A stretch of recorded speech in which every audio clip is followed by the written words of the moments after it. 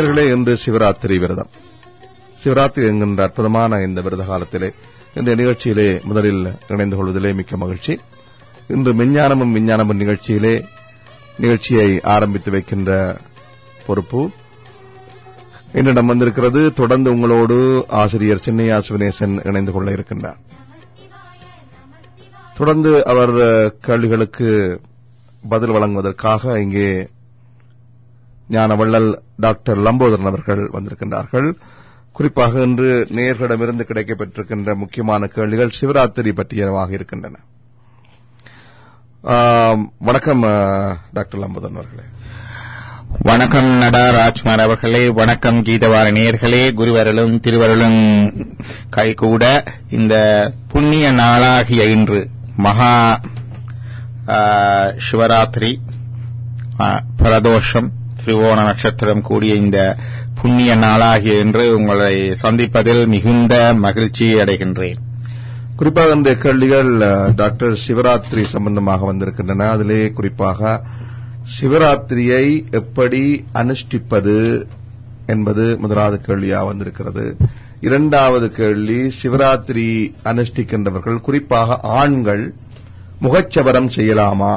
அலுவலகத்துக்கு போறவர்கள் முகச்சவரம் செய்யலாமா என்பது இரண்டாவது கேள்வியாக வந்திருக்கிறது. மூன்றாவதாக, இந்த சிவராத்திரி காலத்திலே பல்வேறு வகையான லிங்க வடிவங்களுக்கு பூஜைகள் நடைபெறுகிறது. குறிப்பாக இங்கே ரிச்மண்ட் அதாவது ரொச்செஸ்டரிலே அமைந்திருக்கிற அம்பாள் ஆலயத்திலே 108 வகையான லிங்க வடிவங்களுக்கு அங்கே பூஜைகள் இடம்பெறுவது வழக்கமாக இருக்கிறது. இந்த வித்தியாசமான லிங்க வடிவங்கள், அந்த லிங்க பூஜை எப்படி அமைய வேண்டும், நியமமாக ஒரு லிங்க ஸ்தாபனம் செய்யப்படுகிற பூஜை. குறிப்பாக சிலர் வீடுகளிலே சிறிய லிங்கங்கள் வைத்திருப்பார்கள். இன்றைக்கு சிவராத்திரி என்ற காரணத்தினாலே அதையும் கேட்க விரும்புகிறேன். ஒரு சிறிய வடிவிலான லிங்கத்தை வீட்டிலே வச்சு பூஜிப்பவர்கள் அது நியம பூஜைகள் செய்கின்ற போது எப்படி செய்ய வேண்டும் என்கிற ஒரு கேள்வி வந்திருக்கிறது. மூன்றாவது, உருத்திராட்சம் பற்றி கேட்டிருக்கிறார்கள். நிறைய பேர் இந்த உருத்திராட்சம் இப்பொழுது அணிகின்ற பழக்கம் மிக அதிகமாகிக் கொண்டே வருவதை பார்க்கிறோம். அவை அதிலே எப்படியானவர்கள் அணியலாம்? பலர் சொல்லுகின்றார்கள், அதாவது அசைவ உணவு உண்பவர்கள், மாமிசம் உண்பவர்கள் உருத்திராட்சம் அணியக்கூடாது என்கிற ஒரு கருத்து இருக்கிறது. அவை அதிலிருந்து எப்படி நாங்கள் அதை அணியக்கூடிய வாய்ப்பு இருக்கிறது என்பது இது பெரிய ஒரு நினைக்கிறேன். உருத்திராட்சம் பற்றி ஒரு நிகழ்ச்சி செய்யலாம். இந்த கேள்விகள் பொதுவாக இருக்கின்ற காரணத்தினாலே உங்களிடம் பொதுவாக அதை ஆரம்பித்துக் கொள்ள விரும்புகின்றேன். தொடர்ந்து உங்களோடு சின்னையா சிவனேசன் மாஸ்டர் இணைந்து கொள்ள போகின்றார். உங்களுடைய இன்றைய சிவராத்திரி தினத்திலே, சிறப்பான இந்த நாளிலே இந்த சிவராத்திரி குறித்த கேள்விகளை கேட்பதற்கு எல்லாம் வல்ல சிவனுடைய அருள் கிடைத்தமைக்கு நன்றி தெரிவித்துக் கொண்டு உங்களுடைய பதிலை எதிர்பார்த்து காத்திருக்கிறேன். பல கேள்விகள் சிவராத்திரி, சிவலிங்கம், உருத்திராட்சம், லிங்க பூஜை போன்ற பல விடயங்களை உள்ளடக்கி கேள்வி கேட்டிருக்கிறீர்கள். நான் நினைக்கிறேன் நாங்கள் சிவராத்திரி முழுமையுமே விழித்திருந்து இந்த கேள்விகளை ஆராயக்கூடிய கேள்விகள். முதலாவதாக, சிவராத்திரி விரதம் என்றால் என்ன என்று பார்ப்போம். சிவராத்திரி விரதம் என்றால் சிவனுக்கு உரிய ராத்திரி என்று பொருள்படும். இதை பற்றி முன்னரே சில விளக்கங்கள் தந்திருந்தோம். அப்ப அதில் சொல்லுவார்கள், இந்த சிவராத்திரியிலே பல வகையான சிவராத்திரிகள் இருக்கின்றன. இன்றைக்கு நாங்கள் கொண்டாடுகின்ற சிவராத்திரி எல்லா சிவராத்திரிகளிலும் சிறப்பான உத்தமமான மகா சிவராத்திரி. இந்த மகா என்ற கருத்து வந்தால் தெரியும், இதற்கு மேற்பட்ட ஒன்று இல்லை. மகா அல்லது பர என்று வந்தால் அதற்கு மேலே இல்லை. பரம சந்தோஷம் என்றால் அந்த சந்தோஷத்துக்கு மேலே இல்லை. பரமஹம்சர். அதே மாதிரியாக பரசிவன் என்றால் அதுக்கு மேலே இல்லை. பராசக்தி, பரபிரம்மம். அதே மாதிரி மகாருத்ரன், மகாதேவன், மகாவிஷ்ணு, மகாலட்சுமி, இது எல்லாம் இதற்கு அப்பாற்பட்டு ஒன்று இல்லாத ஒன்று, அதுக்கு மேலே இல்லை. அதான் அந்த மகா அல்லது பர. இத்தனையோ சிவன்கள் இருந்தாலும் மகா சிவன் ஒருவர் தான். எத்தனையோ ருத்ரர் இருந்தாலும் மகாருத்ரர் ஒருவர்தான். எத்தனையோ விஷ்ணு தெய்வங்கள் இருந்தாலும் மகாவிஷ்ணு ஒருவர்தான். எத்தனையோ பிரம்மர்கள் இருந்தாலும் பரபிரம்மம் ஒருவர்தான். இது எல்லாம் ஒன்று. அதான் சொல்லுவார்கள், நவந்தரு பேதமாக ஏகநாதனே நடிப்பன் என்பர். இது சிவஞான சித்தியார். இப்படி 9 விதப்பட்ட வடிவங்களிலே ஒரே இறை, the one and the same God express himself in different forms. அதான் சைவத்தினுடைய தத்துவம். பலர் சொல்லுவார்கள், சைவர்கள் பல தெய்வங்களை வழிபடுகின்றார்கள். பிள்ளையாரை கும்பிடுறார்கள், முருகனை கும்பிடுறார்கள், விஷ்ணுவை கும்பிடுறார்கள், பிரம்மாவை கும்பிடுகிறார்கள், சரஸ்வதியை கும்பிடுகிறார்கள். இப்படி பல தெய்வங்கள். ஆங்கிலத்தில் சொல்வார்கள் பொலிட்டீசம். அது ஒரு கண்டனம். நாங்கள் பல தெய்வங்களை வழிபடுவதில்லை, உள்ளது ஒன்றே, அதை பல வடிவங்களிலே காண்கின்றோம். ஏகம் சத் என்று ரிக்வேதத்தில் சொல்லி போட்டாங்க. விப்ரதீம் பகூதா வதந்தீம். வதந்தி என்றால் பேசப்படுவது என்று தெரியவில்லை யாருக்கும். வதந்தீம் அதுதான் பலவாறாக பேசப்படுகிறது. என்ன மாதிரி சொல்லி இருக்கிறார்கள் பார்த்தீர்களா? அப்ப இந்த ஒரே இறையினுடைய அந்த தத்துவத்திலே சிவ வடிவத்துக்குரியது இந்த சிவராத்திரி என்று பார்க்கின்றோம். இந்த சிவனுக்குரிய ராத்திரியிலே இந்த மகா சிவராத்திரி என்றால் இதை விட வேறு இல்லை. அந்த மகா சிவராத்திரி எப்போ வருகின்றது என்று சொன்னால் மாசி மாதத்திலே, மாசி மாதம், அந்த மாசி மாதம், அதாவது சூரியன் கும்பத்திலே பிரவேசிக்கின்ற காலம், கும்பராசியிலே சூரியன் சஞ்சாரம் செய்கின்ற காலம் மாசி மாதம். அந்த மாசி மாசத்திலே தேய்பிறை காலத்திலே, தேய்பிறை காலத்திலே, வளர்பிறை தேய்பிறை என்று இருக்கிறது. அதாவது சந்திரன் தேய்ந்து கொண்டு பௌர்ணமியில இருந்து அமாவாசை வரைக்கும் தேய்ந்து கொண்டு அந்த 15 நாட்கள் தேய்பிறை காலத்திலே அந்த சதுர்த்தசி 14ஆம் நாள், 14th lunar day, அன்றைக்கு இரவு வர்றதுதான் இந்த சிவராத்திரி சொல்வார்கள். மாசி மாத கிருஷ்ணபக்ஷ, கிருஷ்ண என்றா டார்க், கிருஷ்ணர் கருப்பு நிறவங்களுக்கு தெரியும். கிருஷ்ணபக்ஷம், மற்றது சுக்லபக்ஷம். சுக்லம் என்றா வெள்ளை பிரகாசம். சுக்லாம் பிரதரம் விஷ்ணம் கண்டு சொல்லுகிறோம் இல்லையா? அந்த வரத்துல பார்த்தால் அது வெள்ளை ஆடை தரித்தவர், அது சுக்ல. அப்ப இங்க கிருஷ்ணன் என்றால் இது. அப்ப இது தேய்பிறை காலம். வீணிங் மூன் என்று சொல்லுவோம். அந்த தேய்பிறை காலத்திலே சதுர்தசி, தசம் என்றால் 10, சதுர் என்றால் 4, சதுரம் என்றால் 4 பக்கங்களுடைய சதுரம், தசம் என்றால் டெசிமல் சிஸ்டம். தசம் என்ற தசமத்தை கணிதத்துக்கு கொடுத்ததே இந்துக்கள். இந்த சைபரை கொடுத்ததும் தசமத்தை கொடுத்ததும் இந்துக்கள். ஆல்பர்ட் ஐன்ஸ்டைன் ஒரு இந்திய வாழ்த்து செய்தியிலே சொன்ன வார்த்தையில் ஒரு சொல்லி இருந்தார். இந்த இந்தியர்கள் இந்துக்கள், இந்த இந்தியர்கள் இந்த பூச்சியத்தையும் தசமத்தையும் கணிதத்துக்கு தந்திருக்காவிட்டால் இன்றைக்கு விஞ்ஞானத்திலே இவ்வளவு கண்டுபிடிப்புகளை, இவ்வளவு முன்னேற்றங்களை நாங்கள் அடைந்திருக்க முடியாது. It's the greatest contribution by the Hindus to the world. One is the பூச்சியம், அது டெசிமல் சிஸ்டம். ரெண்டும் ஒன்றொன்று இணைந்தது தான் உண்மையாக. அப்ப அந்த தசம் என்ற இதிலிருந்து டெசிமல் சிஸ்டம் வந்தது. அப்ப தசம் என்றால் 10, சதுர் என்றால் 4, 10 4 சேர்ந்த 14ஆம் நாள் அது சதுர்தசி தினம், 14th lunar day. இன்றைக்கு இரவுதான் இந்த சிவராத்திரி. இந்த இதிலே இது சொல்லப்பட்டிருக்கின்றது. இது மகா சிவராத்திரி. இதைவிட வேறு பல சிவராத்திரிகள் இருக்கின்றன. மாச சிவராத்திரி என்று இருக்கிறது. ஒவ்வொரு மாதமுமே சிவராத்திரி வரும். அது ஒவ்வொரு மாசத்திலும் வருவது. இது ஒவ்வொரு நாளுக்கும் சித்திரை மாதத்திலே தேய்பிறை அஷ்டமி, இந்த வீனிங் மூன்ல அஷ்டமி என்றால் 8th lunar dayல வரும் சித்திரை மாசத்துல. வைகாசி நாள்ல அஷ்டமி அதுல வரும். ஆனி மாசத்துல வளர்பிறை சதுர்த்தியில வரும். சதுர்த்தி என்றால் 4th lunar day. ஆடியில தேய்பிறை, அதாவது வீனிங் மூன்ல பஞ்சமி 5வது lunar dayல வரும். ஆவணியில வளர்பிறை அஷ்டமியில வரும். புரட்டாசியில திரியோதசி 13வது திதியில வரும்.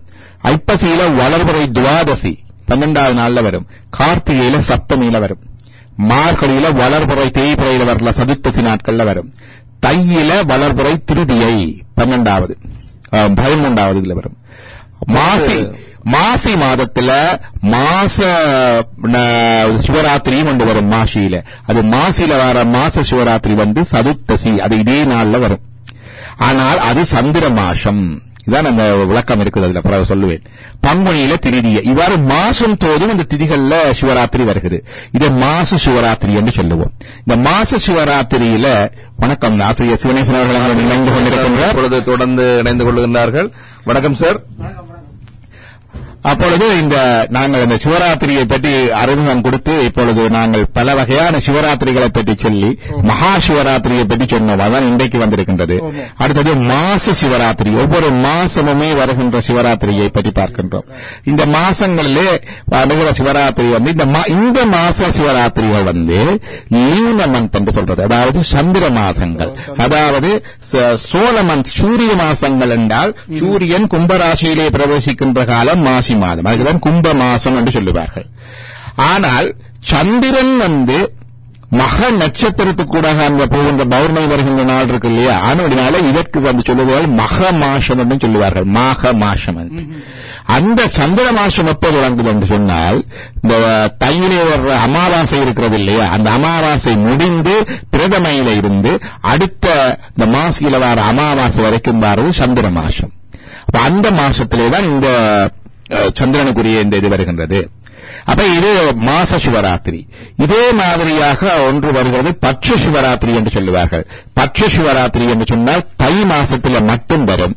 தேய்பிறையில சதுர்தசி 14ஆம் நாள்ல வாரது. இதுல என்ன செய்யணும் என்றால், அந்த அமாவாசை முடிஞ்சு பிரதமையில இருந்து ஒவ்வொரு நாளும் அவர்கள் ஒருவேளை உணவு உண்டு. 14 நாட்களுக்கு வரும். 14 நாட்கள் ஒவ்வொரு நாளும் ஒரு பொழுது உணவு உண்டு. தை அமாவாசைக்கு அடுத்த நாள்ல இருந்து அதனால சதுர்தசிக்கு வருகின்ற பொழுது உபவாசம் இருப்பார்கள். இது 14 நாள் இருப்பார்கள். இதை இது பெண்கள் பொதுவாக அனுஷ்டிப்பதுண்டு, ஒரு இஷ்டகாரியம் நிறைவேறுவதற்காக செய்வது. இது தை மாசத்துக்கு மட்டும் உரியது, அது பட்ச சிவராத்திரி. அதே மாதிரியாக ஒவ்வொரு மாசமும் வளர்வதை தேய்பிற நாள்ல வர சதுர்தசி நாட்கள்ல வருவது நித்திய சிவராத்திரி. அதே மாதிரி யோக சிவராத்திரி கொண்டு இருக்கு. திங்கட்கிழமையில பகல் இரவு 2 பகலிலும் அமாவாசை வியாபித்திருக்க, இந்த நீனும் வியாபித்திருக்க வந்து சென்றால் அந்த திங்கட்கிழமையும் அமாவாசையும் கூடிய நாள் யோக சிவராத்திரி. 5 விதமான சிவராத்திரிகள் சொல்லி இருக்கின்றோம். மாச சிவராத்திரி, பட்ச சிவராத்திரி, நித்திய சிவராத்திரி, யோக சிவராத்திரி, இன்றைக்கு வந்திருக்கிறது மகா சிவராத்திரி. இந்த மகா சிவராத்திரி விரதம் அனுஷ்டித்தால் மிச்ச எல்லா விரதங்களும் அனுஷ்டித்த பலன் கிடைக்கும் என்று சொல்லுவார். அவர்கள் இந்த மகா சிவராத்திரியை அனுஷ்டிக்கிறதுக்கு மற்றதை நாங்கள் மறந்து விட்டோம். ஆனால் ஞாபகப்படுத்துவதற்காக இன்றைக்கு சொன்னேன். இந்த சிவராத்திரியிலே பல சிவராத்திரிகள் இருக்கின்றன. சில கலண்டரில் இப்போ மாச சிவராத்திரி போட்டு வருகின்றது. இந்த சிவராத்திரி விரதத்தை எப்படி அனுஷ்டிக்க வேணும், இந்த கேள்விகள் இன்றைக்கு வந்து கேட்டால் சிவராத்திரியை அனுஷ்டிப்பது எவ்வாறு, சிவராத்திரியிலே வித்தியாசமான லிங்க வடிவங்கள், லிங்க பூஜைகள் அனுஷ்டிக்கப்படுகின்றன. வீடுகளில் செய்கிறார்கள், கோயில்களில் செய்கிறார்கள். இது எப்படி உண்மையாக செய்யப்பட வேண்டும். அடுத்தது உருத்திராட்சம் அணிவதற்கு யாரும் அணியலாமா, மச்சமாவசம் அணியப்படாதா, ஏற்படும் நன்மை தீமைகள், இதைத்தான் இன்றைக்கு கேட்டிருக்கிறார்கள். அப்ப இன்றைக்கு இந்த மாசி மாசத்து 6 நாளுடைய சைவ வினாவிடையிலே 2ஆம் புத்தகத்திலே இந்த விரதவியல் என்ற பகுதியிலே சிவராத்திரி விரதமாவது யாது என்று கேட்கப்படுகிறது. அதுக்கு அவர் சொல்லுகின்றார், மாசி மாசத்து கிருஷ்ணபட்ச சதுர்த்தசி திதியிலே, அதாவது தேய்பிறை காலத்து 14ஆம் லீனடே 14 லீனடையிலே சிவபெருமானை குறித்து அனுஷ்டிக்கும் விரதமாம். அது எப்படி அனுப்பிக்க வேண்டும் என்று சொல்லுகிறார். இதிலே உபவாசம் செய்து, உபவாசம் என்றால் என்ன, அன்றைக்கு உணவு இல்லாமல் இருப்பது. அதாவது சிவராத்திரிக்கு என்ன சொல்லுவார்கள், பசித்திரு, தனித்திரு, விழித்திரு. இது யோகசுவாமியில மறுபடியும் சொல்லுவார்கள். பசித்திரு, தனித்திரு, விழித்திரு என்று சொல்லுவார். அதாவது ஆன்ம சாதனையிலே கூட்டமாக செய்வதற்கின்றது. ஒரு நிலைக்கு மேல போன தனித்திருக்கணும். அவர் சில சிவராத்திரிகள் தனியத்தை அனுஷ்டித்திருக்கிறார். ஆரம்ப காலத்திலே பல இடங்களில் அந்த சிவராத்திரி விரதங்கள் அனுஷ்டிக்கப்பட்டு வந்தன. யோகசுவாமியுடைய அணுக்கத்திலே பல பேர் அதை அனுஷ்டித்தார்கள். பிற்காலத்திலே அவர் அங்கே அவருடைய ஆச்சிரமத்திலே அவர் இருந்த பொழுதும் கூட அடியவர்களை அவர் இங்கே சிவதண்டன் மீதுதான் அனுப்புவார். அங்கே போய் சிவராத்திரி அனுஷ்டி என்று சொல்லித்தான் அனுப்புவார். அப்படிதான் செய்தார். அடுத்த நாள் விடிய மகேஸ்வர பூஜை எல்லாம் செய்தார். அப்ப உபவாசம் என்றது, உப என்றால் அணுக்கத்திலே, உபதேசம், உபனிஷதம், உபவாசம் என்றால் அணுக்கமாக இருத்தல், உபவாசம் என்றால் வசித்தல். இப்ப இறைவனுக்கு அண்மையாக வசிக்கின்றது, become very closer to the God. It is sort of a spiritual reconciliation, spiritual rejuvenation, spiritual ஒரு revitalization தான் இந்த சிவராத்திரி. அது உபவாசம் என்றது அதைத்தான் குறிக்கும்.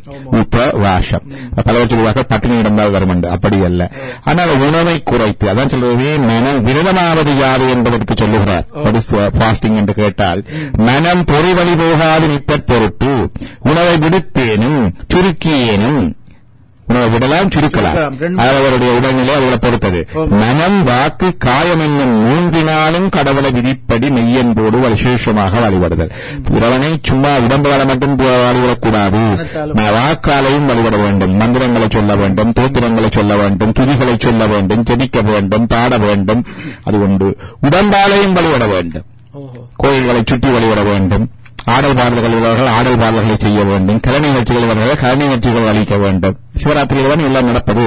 அப்படி மனம் வாக்கு காயம் என்ற மூன்றினாலும் கடவுளை எப்படி வழிபட வேண்டும்? விதிப்படி. வடிவ சொல்லுகின்றார், விதிப்படி. எப்படியும் வழிபடலாம், நின்று இருந்தும் கிடந்தும் நடந்து நினைப்பதும் வேண்டும். ஆனால் விதி ஒன்று இருக்கின்றது. அதான் இங்கே கேள்வி கொண்டிருக்கிறது. இந்த லிங்க பூஜைகள் எப்படி செய்ய வேண்டும், எப்படி அவ்வளவு வழக்கமாக வருவோம். விதிப்படி. இந்த விதிகள் எங்கே இருக்கின்றன? வேர்ஸ் ரூல்ஸ் அண்ட் ரெகுலேஷன்ஸ் என்று சொன்னால் ஆகமங்களிலே இருக்கின்றன.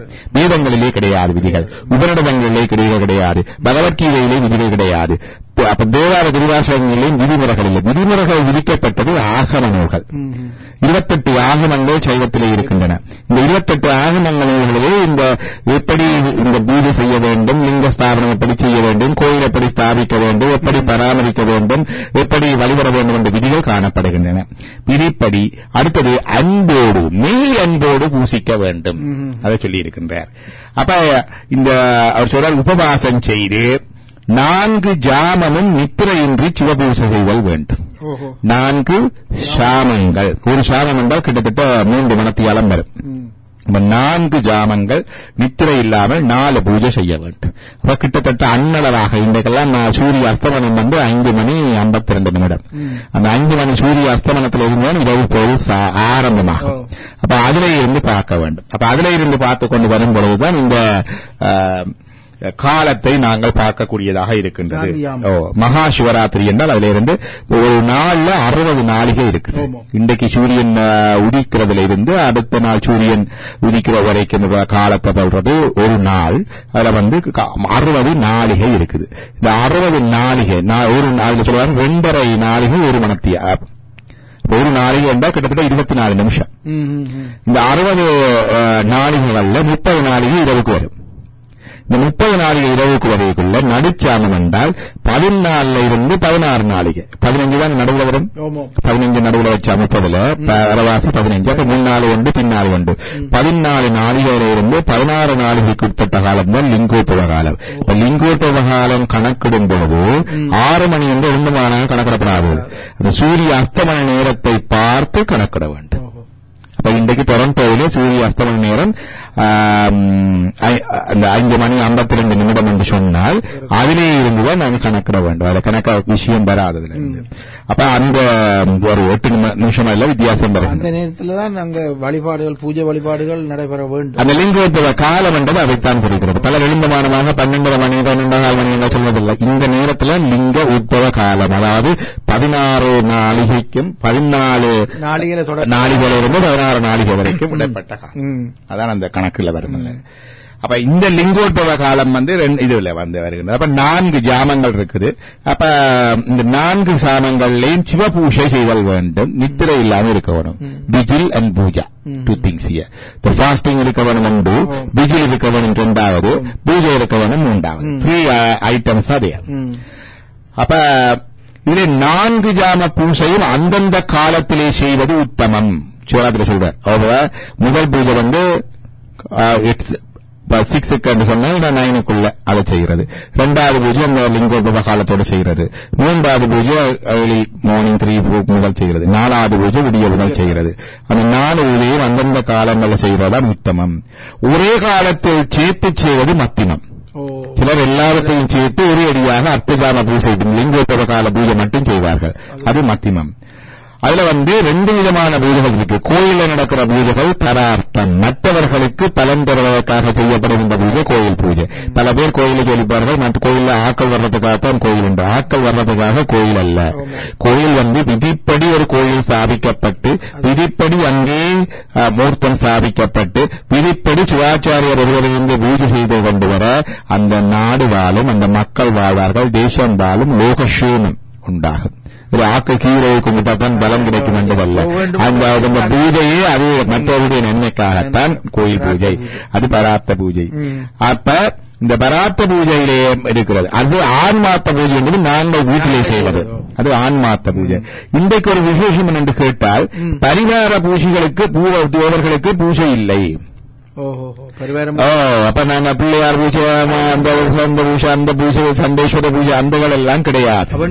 இன்றைக்கு சிவனுக்கு மட்டும்தான் இந்த பூஜை. இதான் இந்த விதி விலக்கம். அதை நாங்கள் உண்மையா எல்லாரும் அறிந்து கொள்ள வேண்டும். அப்ப இன்றைக்கு ஆர்வனாவலர் ஆன்மாத்தம் பராத்தம் இரண்டிலும் சிவராத்திரி 4 ஜாம பூஜையிலே சூரிய தேவர் முதலானிய பரிவாரங்களுக்கும் சோமாஸ்கந்தமூர்த்தி முதலிய மூர்த்திகளுக்கும் பூஜை செய்ய வேண்டுவது இல்லை. பூஜை செய்ய வேண்டுவதில்லை. அப்ப அங்க எங்க பூஜை செய்யறோம் நாங்கள்? இந்த மூலமூர்த்திக்கு, லிங்கத்துக்கு மட்டும்தான் இன்றைக்கு பூஜை. இன்று இரவு பூஜை பரிவார மூர்த்தங்களுக்கு அல்ல, லிங்கத்துக்கு மட்டுமே இன்றைக்கு பூஜை. அது சொல்லுவார், பராத்தத்திலே மகாலிங்கம் முதலிய மூலமூர்த்திகளுக்கும், லிங்கம் இருந்தா மூலமூர்த்தி, பிள்ளையார் கோயில் இருந்தா பிள்ளையார், அந்த மூலமூர்த்திக்கு மட்டும்தான் இன்றைக்கு மகாலிங்கம் முதலிய மூலமூர்த்திகளுக்கும் ஆன்மாத்தத்திலே மகாலிங்கத்துக்கு மாத்திரம் பூஜை செய்ய கடவர்.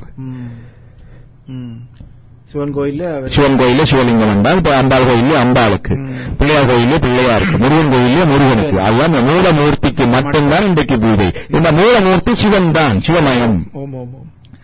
பராத்தம் ஆன்மாத்தம் ரெண்டிலும் தேவை என்று சொன்னால் பிள்ளையார் பூஜை செய்யலாம். தேவை என்று சொன்னால் பிள்ளையார் பூஜை செய்யலாம், விருப்பம் என்று சொன்னால். தேவை என்று சொன்னால் சண்டேஸ்வர பூஜையும் 4 செய்யலாம்.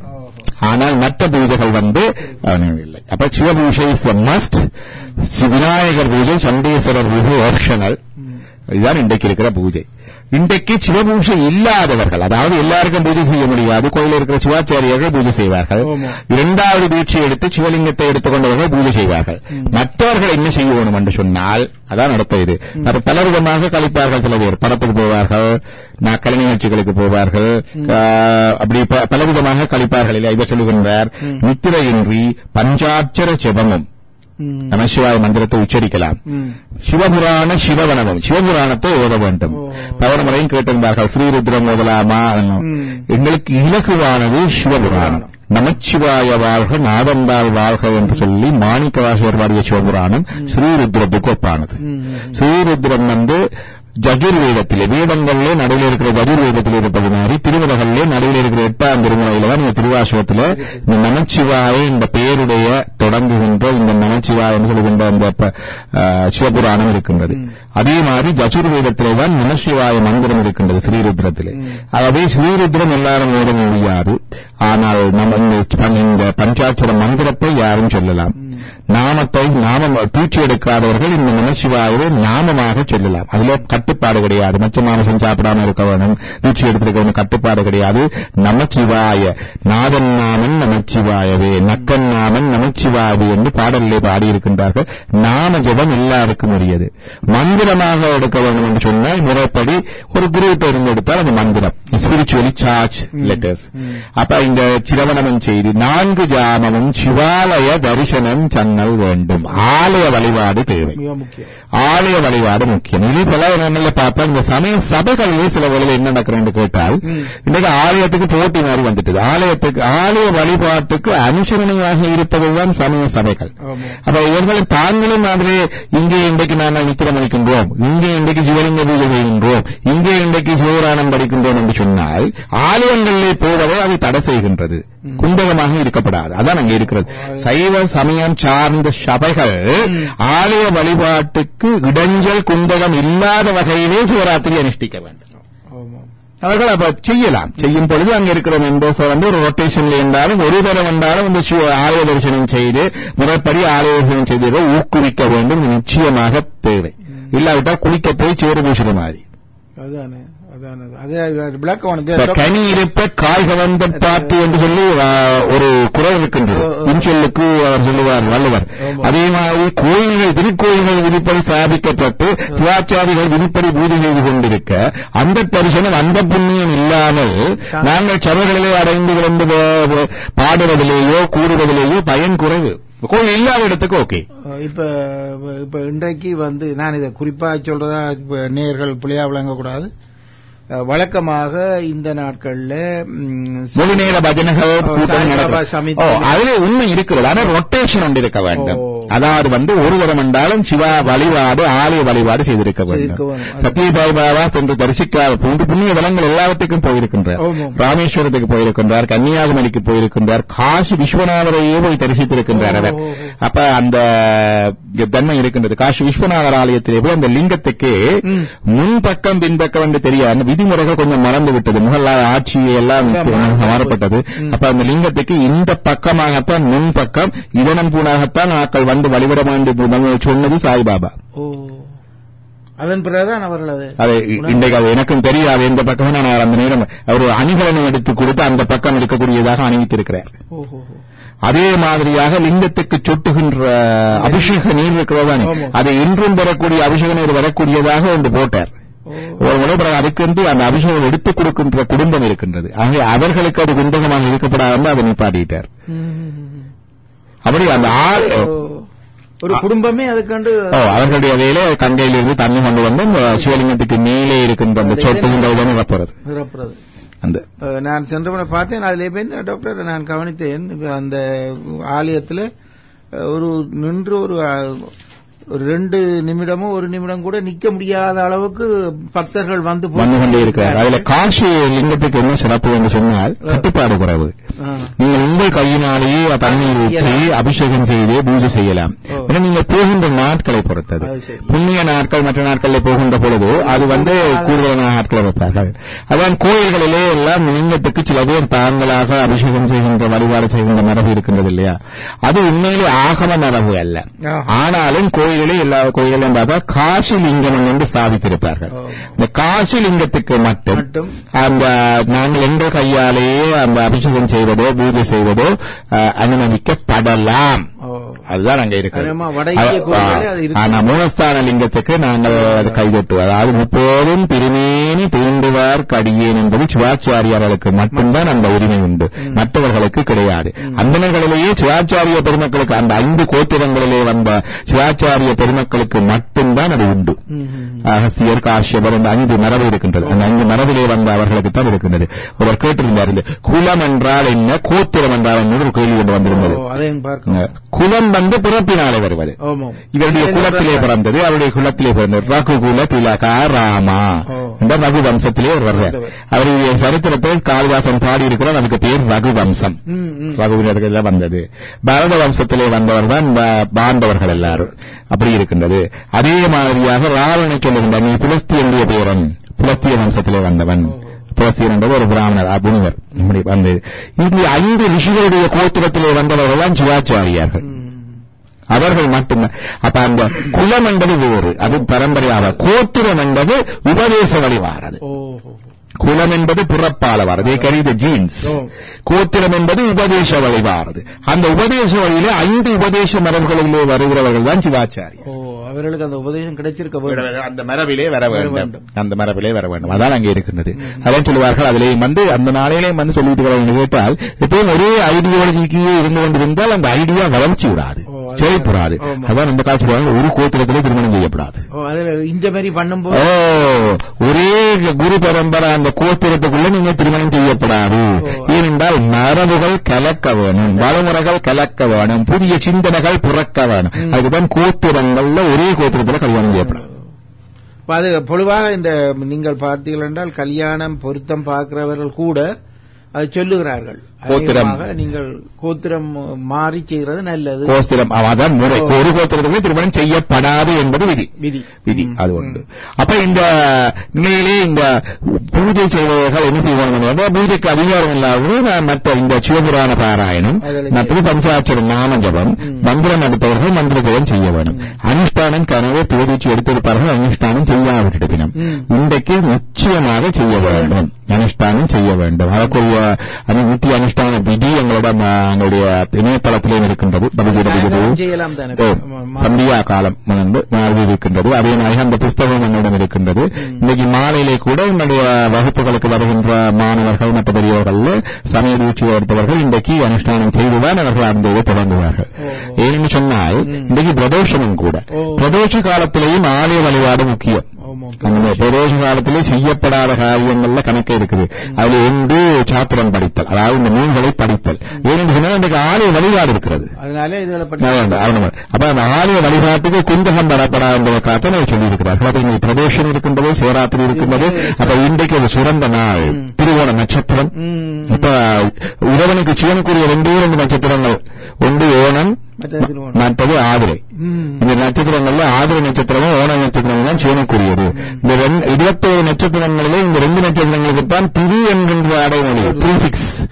திரு என்ற மொழி திருப்பரணி, திரு கார்த்திகை எல்லாம் சொல்லுவதில்லை. இந்த 2க்கும் தான் அந்த அடைமொழி இருக்கின்றது. அது உண்மையில ஒரு சிறப்பு. இன்றைக்கு மிகவும் புண்ணியமான நாள். அதுல மிகவும் சிறப்பான விஷயம், கனடாவில் நாளைக்கு ஃபேமிலி டே. இப்ப இன்றைக்கு விஜிலாக இருந்தால் நாளைக்கு வேலையை பாதிக்கும், பள்ளிக்கூடத்தை பாதிக்கும் என்று பயப்பட தேவையில்லை. அதாவது இறைவன் உங்களுக்கு தந்திருக்கிறார். அடுத்ததாக ஒன்று யோசிக்க வேண்டும். பலவே நாங்கள் பிள்ளைகள் நாங்கள் படிப்பதற்காக இத்தனை நாள் திருமணத்திருக்கிறோம். வேலைக்காக 12 மணிக்கு வேண்டாம், 12 மணிக்கு போவோம், 2 மணிக்கு வேண்டாம், 2 மணி கிளம்பி போகின்றோம். இரவு முழுக்க முடித்திருந்து வேலை செய்யணும். வேலைக்காக, படிப்புக்காக, பிள்ளைகளுக்காக, உறவுகளுக்காக என்று தூக்கத்தை எத்தனை நேரம் நாங்கள் தியாகம் செய்கின்றோம். இந்த ஒரு நாள் மகா சிவராத்திரி இதை கண்டு இந்த தூக்கத்தை தியாகம் செய்ய வேண்டும். இயலாதவர்கள் அந்த லிங்கோத்பவ காலம் வரையிலுமாவது, லிங்கோத்பவ காலம் 12 மணி அதாவது வடக்கினாவது முடித்துக்கொண்டு சிவாலய வழிபாடு இன்றைக்கு ஒரு தரம் என்றாலும் செய்து பஞ்சாட்சரத்தை சொல்லி சிவபுராணத்தை சொல்லி வழிபட வேண்டும். போதுமானவர்கள் பூ பழம் அவர்கள் வைத்து வழிபடலாம். இல்ல டாக்டர், ஒரு கேள்வி நான் யோசிக்கிறேன். என்னென்றால் இப்ப இதுவரைக்கும் நாங்கள் உரிய வரைக்கும் ஒழித்து விட்டு பிறகு அவர்கள் நித்திரை கொள்கிறார்கள். அதை நாங்கள் தவிர்த்துக் கொள்ள அது அப்படி என்றல்ல. அதாவது ஒவ்வொருவருடைய இதை நான் சொல்லிக் கொண்டு வருகின்றேன். இதிலே உபவாசம் உத்தமம். அதாவது உணவு இல்லாமல் இருப்பது. பாலேனும் நீரேனும் என்பது மத்திமம். இது ஆர்வனாளர் சொல்வது. பால் நீர் கொடுப்பது மத்திமம். பழம் என்பது அதமம். பழம் சாப்பிடலாம், அது இயலாதவர்கள். தோசை முதலிய பணிகாரம் என்பது அதமம். அதை கூடாது என்று சொல்லவில்லை. இயலாதவர்கள் மணியாரம் சாப்பிடலாம், இவ்வளவுதான் அவர் சொன்னது. ஆனால் யுவர் சுவாமிகளுடைய வரலாற்றிலே பார்த்து வந்தால் அவர்கள் முந்தைய ஒரு தோட்டம், அரியாலையில் ஒரு தோட்டத்தில் கூடுவார்கள் சிவராத்திரி சுதந்திரத்துக்கு முன்ன காலத்திலே. அங்கெல்லாம் என்ன செய்வார் என்று கேட்டு அப்ப அவர் வருவார் சுவாமிகள். அங்கே வருகின்ற காலத்திலே நண்பகல்ல சாப்பாடு கொடுப்பினோம். அதாவது உபவாசம் இல்லாதாக்கள் ஒரு நேர சாப்பாடு சாப்பிடுறாக்கள் மத்தியானம் சாப்பிடலாம். அந்த விதிமுறை இருக்கு. ஏன்னா முதலாவது சொல்லி போட்டார், உணவை விடுத்தேனும் சுருக்கியேனும். அது உண்டு. அப்ப இதுல சிவராத்திரி தினத்திலே ராத்திரி 14 நாளிகைக்கு மேல் ஒரு முகூர்த்தம் லிங்கோத்பவ காலம். நான் சொன்ன வந்துட்டு இல்லையா? அப்ப 6 மணி நேரத்துக்கு மணி தெரியாதா போடுறதுக்கு 12 மணி உண்டு போடையில. சூரிய அஸ்தமனத்துலதான் இரவு தொடங்குது. சூரிய அஸ்தமனத்திலிருந்து 14 நாளிகைக்கு மேல ஒரு முகூர்த்தம். ஒரு முகூர்த்தம் 2 நாளிகை. அப்ப 14 இருந்து 16 நாளிகை. அப்ப 24 நிமிஷம் 24 நிமிஷம் 48 நிமிஷம் வரையில் லிங்கோத்பவ காலம்.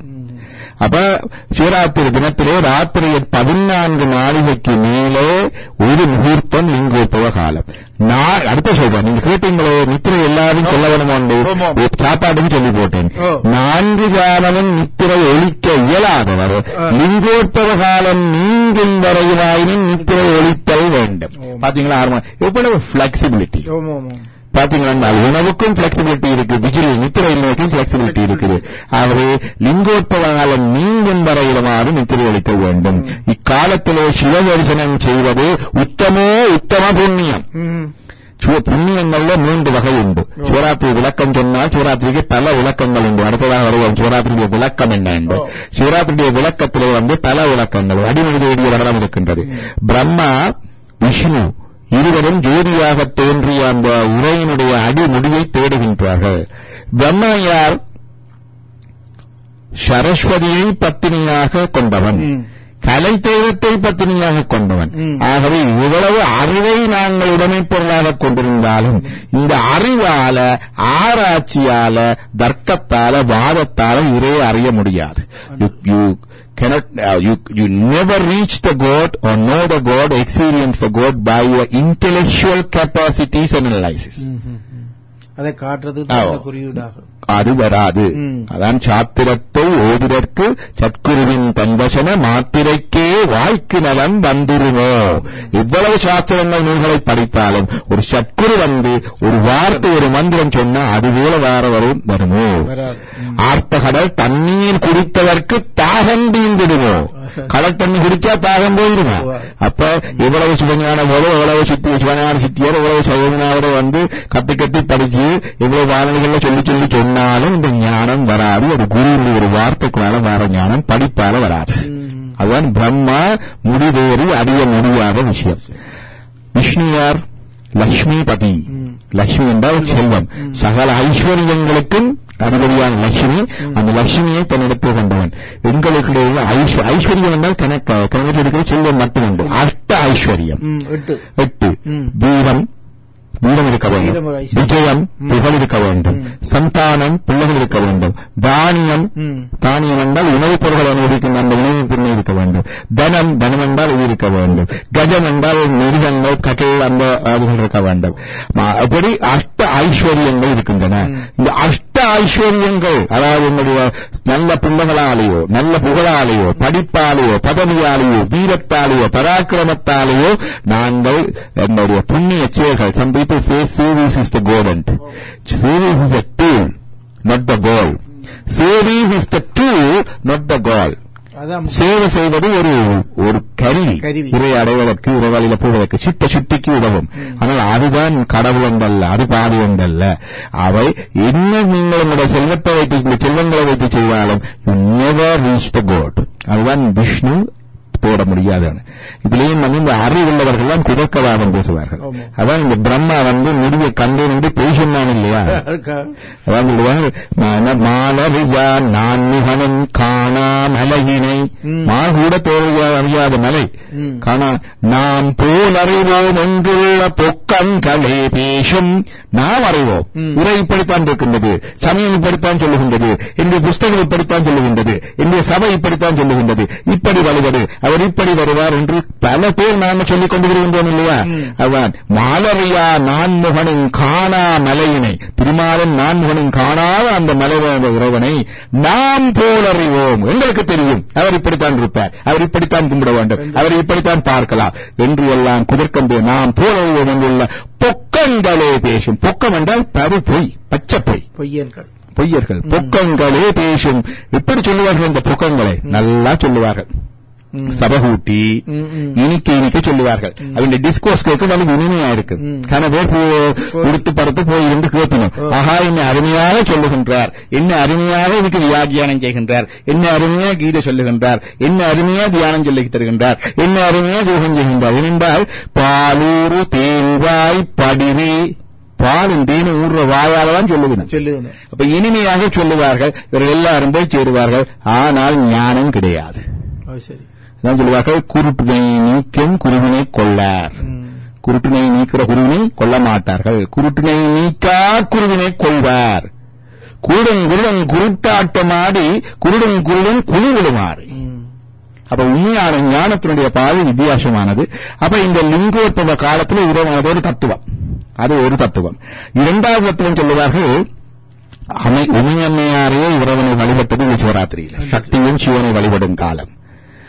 சக்தி சிவனை வழிபடுகின்ற பல சந்தர்ப்பங்கள் இருக்கின்றன. ஒரு சந்தர்ப்பத்தை சொல்லுவாங்க, கந்தபுராணத்தில் வருகிறது. உமையம்மையார் என்னுடைய கண்ணை பொத்தினால் உலகம் முழுவதும் இருந்தது, சகல காரியங்களும் ஸ்தம்பித்தன. அதற்கு பிராயச்சித்தமாக அவர் ஒரு இரவு முழுக்க பூஜை செய்வார். அது சிவராத்திரி நாள். அது உண்டு. அண்ணாமலையிலே இப்படி லிங்கம் தோன்றிய நாள், ஜோதியாக தோன்றிய நாள் சிவராத்திரி. இன்றைக்கும் திருவண்ணாமலை இந்தியாவில் இருக்கின்றது. பல பேர் கேட்பார்கள், இது என்ன கதையாண்டு? Tiruvannamalai settle down volcano. ஒரு எரிமலை, அந்த காலத்து எரிமலை இப்ப செட்டில் டவுன் பண்ணி இருக்குது. பல எரிமலை activity so many thousands of yearsக்கு முந்தி. ஆகவே அது அழலாக வந்தது உண்மை. இது ஜியாலஜிக்கல் எவிடன்ஸ் பூமியில. அப்ப அழலாக வரவில்லை என்று சொல்ல முடியாது. அது ரெண்டு. அடுத்ததாக சொல்லுவார்கள் இதுல இந்த புண்ணியங்கள் அவர் சொல்றாருன்னா, இந்த காலத்திலே சிவ தரிசனம் செய்வது உத்தமோத்தம புண்ணியம். உத்தமோத்தம புண்ணியம் என்றால் இந்த சிவ புண்ணியங்கள் என்று இருக்கின்றன, உலக புண்ணியங்கள் இருக்கின்றன. நாங்கள் ஒரு ரோட்ல போகிற பொழுது டிராபிக் ரூல்ஸை பார்த்து ஓட வேணும். பார்க்கிங் ரூல்ஸை பார்த்து தான் நாங்கள் இந்த வெஹிக்கிள்ஸை பார்க் பண்ண வேணும். அதே மாதிரியாக அது ஒரு வகையான புண்ணியம். அது சொல்வார்கள் இந்த ஊழி தர்மா, உலக புண்ணியங்கள்.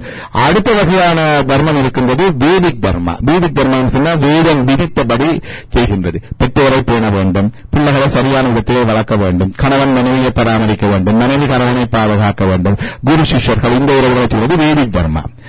இந்த உலக தர்மங்களோ இந்த வேதிக் தர்மங்களோ உங்களுக்கு ஆன்ம விடுதலையை தரா. இதை மேல உலக தர்மம் உலகத்திலே சுமூகமாக ஒரு பிரச்சனை இல்லாமல் சமூகம் இயங்குவதற்கும் வாழுவதற்கும் உதவும். எனவே சொல்லுவார்கள் சமயம் என்னத்துக்கு என்று கேட்டால் ஒரு சமூகம் ஒழுங்கா இயங்குறதுக்கு. ஆனா அது அல்ல, அது சமயத்தின் பேசிக் உலக தர்மத்துக்கு தான். அதுக்கு மேலே வேதிக் தர்மா இருக்குது. வேதிக் தர்மா என்றால் தன்னை மையமாக கொள்ளாமல் மற்றவர்களை முன்னிலையில் வைத்து செயற்படுகின்ற தர்மம் வேதிக் தர்மம். குரு சிஷ்யன், தந்தை பிள்ளைகள், தாய் பிள்ளைகள், கணவன் மனைவி எங்கேயும் மற்றவர்களுக்கு முன்னுரிமை கொடுத்து தன்னை அடுத்த நிலையிலே வைத்துக் கொண்டுடுவது, அது வேத புண்ணியங்கள், வேதிக் தர்மா.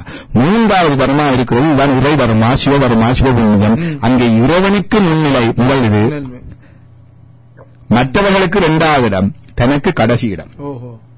சத்யசாய்பாவுடைய கடைசி ஆண்ட காலத்திலே பல நாடுகளிலிருந்து மாணவர்கள் பல பேர் போனார்கள். கனடாவிலிருந்து போயிருந்தார்கள். அவருக்கு ஒரு 10 கோட்ஸ் அவர்கள் நாங்கள் இதை ஒழுகுவோம் என்று சொல்லி கையெழுத்து வைத்து அவருக்கு கொடுத்தார்கள். சத்யசாய்பாவுடைய கடைசி ஆண்டிலே மிகவும் பெருமைக்குரிய விஷயம். மாணவர்கள் அதிலே ஒரு கட்டளை என்று கேட்டால், நான் என்னுடைய வாழ்க்கையிலே இறைக்கு முதலிடத்தையும் மற்றவர்களுக்கு இரண்டாவது இடத்தையும் எனக்கு கடைசி இடத்தையும் கொடுப்பேன். அதுதான் இந்த உலக தர்மம், வைதீக தர்மம், மற்றது சிவதர்மம். ஆகவே இந்த சிவபுண்ணியம் என்பது இந்த சிவதர்மத்தை பொறுத்தது. இந்த சிவதர்மத்திலே தான் இந்த சிவபுண்ணியம் நடக்கின்றது. ஆகவே இந்த சிவராத்திரியிலே சிவ தரிசனம் செய்வது சிவபுண்ணியம். இது தேர்ட் கேட்டகரி தர்மா. அப்ப சிவராத்திரிக்கு அடுத்த விளக்கம் பார்த்தீங்கன்னா அந்த கதை ஒன்று இருக்கின்றது. வேடனொருவன் அந்த கதையும் இருக்கு. வேட்டைக்கு சென்றான். அன்று இரவு அவனுக்கு அகப்படவில்லை ஒன்றும். அவனுடைய நீர்நிலை அருகிலே ஒரு வில்வ மரத்திலே ஏறி அமர்ந்து கொண்டான். தாகத்துக்கு பருவதற்காக ஒரு பாத்திரத்திலே தண்ணீர் எடுத்து வைத்துக் கொண்டிருந்தான். தண்ணீர் குடிப்பதற்கு விலங்குகள் நான்கு இரவிலே வந்தால் அதை அன்பெய்து அன்றைக்கு விழுத்தலாம் என்ற நோக்கத்திலே அவன் அங்கே இருக்கிறான். அவனுக்கு சிவனும் தெரியாது, ஜோதிகளும் தெரியாது. அவனுக்கு தேவை வைத்த பூஜை, பசி. அவனை ஏறி இருந்தபோது அவன் தூக்கம் பெறாமல் இருப்பதற்காக இந்த வில்வ நிலைகளை பறித்து கீழே போட்டுக் கொண்டிருக்கிறான். இடக்கிட அந்த தண்ணீரும் இங்க சிந்துப்பட்டு கீழே விழுகின்றது. இந்த வில்வ நிலையும் தண்ணீரும் அங்கே கீழே மரத்தின் கீழே இருக்கிற சிவலிங்கத்துக்கு விழுகின்றது. அது அவனுக்கு சிவ பூஜையாகின்றது. அந்த காலையிலே அவன் சிவகரி பெற்றான் என்று வருகிறது. சிவராத்திரி புராணத்தில் இருக்கின்றது. சிவராத்திரி புராணத்தை தமிழிலே அருமையாக பாடியிருக்கின்றார் சுண்ணாகம் ஸ்ரீ வரவராஜ பண்டிதர். இந்த நூல்கள் இன்றைக்கு பெற்றோர்கள் எடுத்து அதை ஓட வேண்டும், தாவிக்க வேண்டும். இது வழக்கொழிந்து போகின்ற ஒரு நூல். இந்தியாவிலே இது பெருமையாக வந்து கொண்டிருக்கின்றது. இப்ப சிவராத்திரி புராணம் சுண்ணாகம் வரவராஜ பண்டிதர் எழுதினது. அதே மாதிரியாக பிள்ளையார் கதையையும் கூட அவர் அருமையாக எழுதியிருக்கின்றார். அதெல்லாம் பிள்ளையார் கதை காலத்திலே பாராயணம் பண்ணக்கூடிய உண்டு. இதிலே இந்த வரலாறு வருகின்றது. இந்த வரலாறு என்ன, சிவ புண்ணியத்துக்குரிய முக்கியத்துவம். 3 வகையான 3 லெவல் ஆஃப் தர்மாவில சிவபுண்ணியம் மேலானது.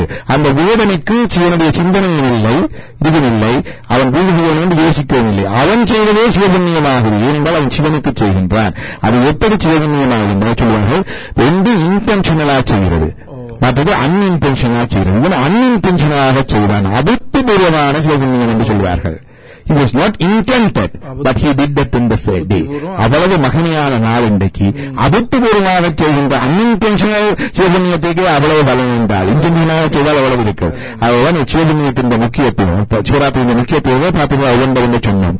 போனவரை சொன்னோம், இது மனோநாசம், மனோநிகிரகத்துக்குரிய நாள். இரண்டாவது சந்திரன் ஜாதகத்திலே மனத்தை குறிக்கும், வளர்ந்து தேர்ந்து கொண்டிருக்கின்றது. இந்த மனத்தை நாசம் பண்ணுகின்ற, மனோ நிகிரகம் பண்ணுகின்ற தியானங்கள் தேய்பிரை காலத்திலே 14 14 நாட்களும் நடக்க வேண்டும். 13ஆம் நாள்ல தான் பிரதோஷம் வரும், திரையோதசி. 14ஆம் நாள் சதுர்த்தசியில சிவராத்திரி வருகிறது. அந்த நாட்களில் செய்கின்ற தியானம் ஜபம் வந்து என்னுடைய மனோ நிகிரகம் மனோநாசத்துக்கு உதவி என்னுடைய ஆத்ம நிலையிலே அடுத்த நிலைக்கு கொண்டு போகும். இது சிவராத்திரிக்குரிய அடுத்த விளக்கம். அப்ப 4 விதமான தத்துவ விளக்கங்களை சொல்லி இருக்கின்றோம். இதே வார நாளுடைய வசனத்தில்தான் நிற்கின்றோம். சொன்னார், இக்காலத்திலே சிவதரிசனம் செய்வது உத்தம புண்ணியம். உத்தம என்றால் மிகவும் சிறப்பான புண்ணியம். இச்சிவராத்திரி விரதம் சைவ சமய யாவராயினும் அவசியம் அனுஷ்டிக்கத்தக்கது என்றால் நிச்சயமாக இந்த சிவராத்திரி விரதத்தை அனுஷ்டிக்க வேண்டும் என்று சொல்லியிருக்கிறார். அது முதலாவது விரதம் என்றால் என்ன என்பதை வைத்துக் கொண்டு நாங்கள் இந்த விரதத்தினுடைய வழிமுறை என்ன, விதிமுறை என்ன, எங்கே இந்த விதிமுறைகள் இருக்கின்றன, இத்தனை வகையான சிவராத்திரிகள் இருக்கின்றன, இவற்றை அனுஷ்டிக்கின்ற முறைகள் என்ன, இவனுடைய தத்துவ விளக்கங்கள், அது மனோநாசம், மற்றது ஒரு கல்வியாலும் செல்வத்தாலும் இறைவனை அடைய முடியாத தன்மை, மற்றது சிவபுண்ணியங்களுடைய சிறப்பு. இந்த 3 வகையான உலக தர்மம், வேத தர்மம், மற்றது சிவ தர்மத்திலே சிவபுண்ணியங்களுடைய சிறப்பு, அதுவும் என்னுடைய அன்னிஞ்சனா செய்கிறார்கள் வர சிறப்பு. இந்த காலத்திலே செய்கின்ற நித்தியம் செய்கின்ற மந்திர ஜபம், நாம ஜபம், சூத்திரம், பஜனை அவைக்குரிய பலன்கள். இந்த காலத்திலே ஆலய வழிபாடு மிகவும் முக்கியம், மறக்கக்கூடாது. ஆலய வழிபாடு மிகவும் முக்கியம். அமைப்புகள் சங்கங்களுடைய பஜனைகள் கூட்டங்கள் அதுகளில் ஆலய வழிபாட்டை அது அனுசரித்து அதுக்கு இடையில போய் அந்த நேரம் ஒரு உட்கார்ந்தாலும் ஆலய தரிசனம் செய்து விட்டு வரக்கூடிய அளவிலே அதை நாங்கள் கொண்டு செல்ல வேண்டும். இதுதான் இந்த சிவராத்திரிக்குரிய வழிபாட்டு முறைகள். இதிலே அன்பர்கள் யாராவது கேள்விகள் வினாக்கள் இருந்தால் வந்து கலந்து கொள்ளலாம். நேரில் வந்து போனாலும் நான் உங்களை இடைநிறுத்த விரும்ப இல்லை. அதனால் நேர்கள் இப்பொழுது நீங்கள் உங்களுடைய கேள்விகளோடு வரலாம். இப்போது உங்களுக்காக அந்த நேரம் ஒதுக்கப்படுகிறது. இப்ப இங்கே ஒரு நேர் வந்து டாக்டர் கேட்பாங்க அவரை. வணக்கம். வணக்கம் இருவருக்கும். வணக்கம். வணக்கம் அம்மா. டாக்டர், எனக்கு ஒரு கேள்வி. இப்ப சிவராத்திரிக்கு இந்த இரவைக்கு முழிப்பிருந்தால் நாளைக்கு பகல் நித்திர கொள்ளலாமா? சிலர் நாளைக்கு ஓய்வெடுத்து அடுத்த நாள் பகல் முழுக்க நித்திர கொள்ளுகிறார்கள். அது சரியா, அல்லது அடுத்த நாள் இரவுக்கு தான் நித்திர கொள்ள வேண்டுமா? அடுத்த நாள் இரவு நித்திரை கொள்வதுதான் சிறப்பு, உத்தமம். அதாவது இங்கே சொன்னோம், சிவராத்திரியிலேயே நித்திரை வலிக்கிறார்கள். அந்த லிங்கோற்பவ காலம் முடிந்த பிறகு இன்றைக்கு நித்திரை கொள்ளலாம். சரி, கால வரைக்கும் முடித்தவர்கள் அடுத்த நாள் இரவு நித்திரை கொள்ளவும் உத்தமம். அதுல இன்னொரு விடுதலை இருக்கிறது. அந்த நாங்கள் எங்களுக்கு போலாம் தெரியும், இரவுலதான் நித்திரை கொள்ள தெரியும்.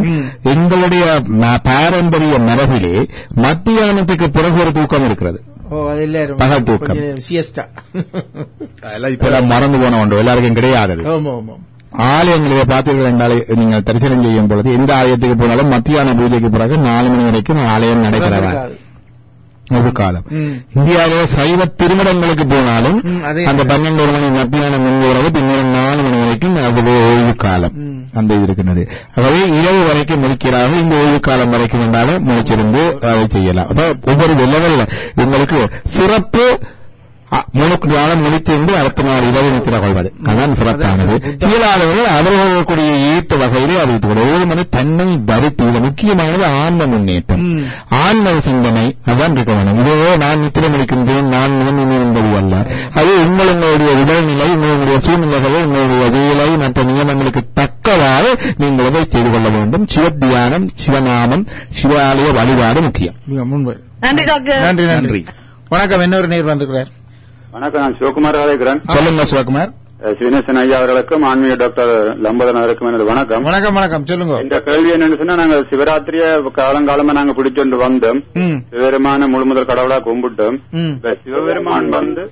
சிவபெருமான் எந்த உருவத்துல எங்களுக்கு காட்சி அளிப்பார். ஏனென்றா சிவபெருமான் வரைக்கும் நீல கண்டன வருவர், நீல கலரோட, கழுத்துல பாம்போட வருவர், தலையில கங்கையோட வருவர்.